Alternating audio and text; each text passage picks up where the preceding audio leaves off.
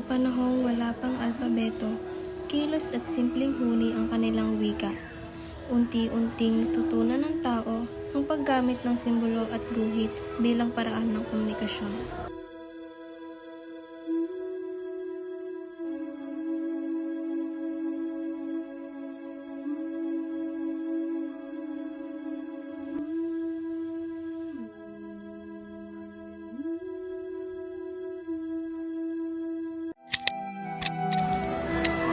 Dumating ang panahon ng ating mga ninuno. Umusbong ang baybayin, isang katutubong sistema ng pagsulat. Sa pamamagitan nito, naitala ang kanilang kultura, paniniwala at pakikipag-ugnayan. Mahal ko ang ating wika. Sinusulat ko ang ating awit upang hindi makalimutan ang susunod na henerasyon. Okay, ganda ng iyong baybayin na isinusulat.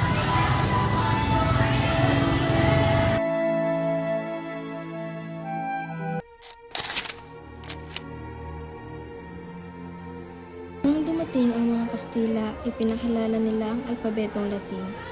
Unti-unting naisantabi ang baybayin at naging bahagi ng ating wika ang mga salitang Kastila.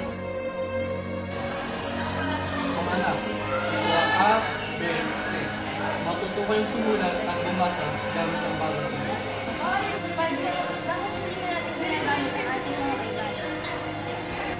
Dahil ito ang daan upang makilala ang Diyos at ang mga bagong panahon.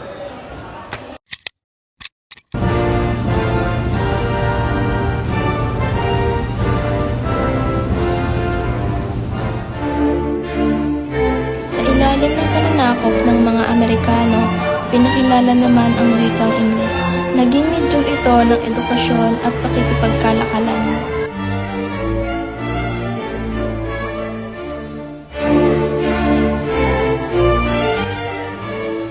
Okay, class, repeat after me. Love, love, life, life, life, life, life, life, live, live.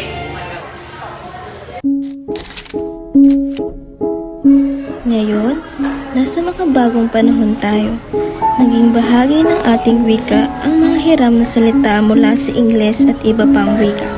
Sa social media at teknolohiya, patuloy na nagbabago ang paraan ng ating pakikipag-ugnayan.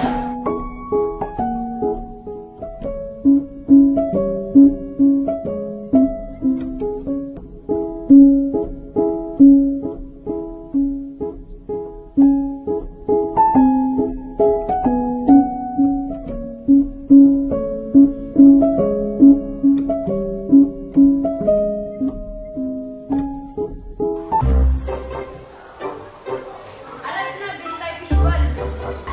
Oo nga, masarap yun. Yuck! It's so kadire. I only eat organic and vegan food. Arte mo ba? Talutokan kita dyan eh. Kaya naman kita eh. Mula sa galaw at simbolo hanggang sa baybayin, alpabeto at makabagong teknolohiya, ang evolusyon ng wika ay kasaysayan ng ating lahi. Ang wika ay hindi lamang salita, ito ang ating pagkakakilanlan.